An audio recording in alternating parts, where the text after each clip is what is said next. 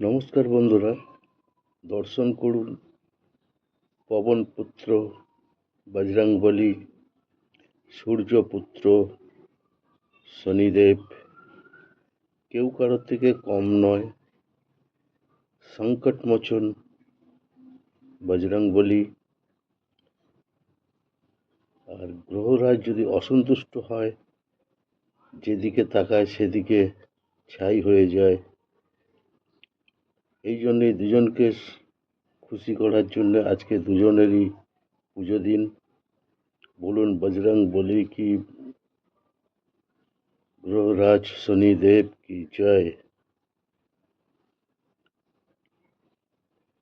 যদি ভালো লাগে লাইক,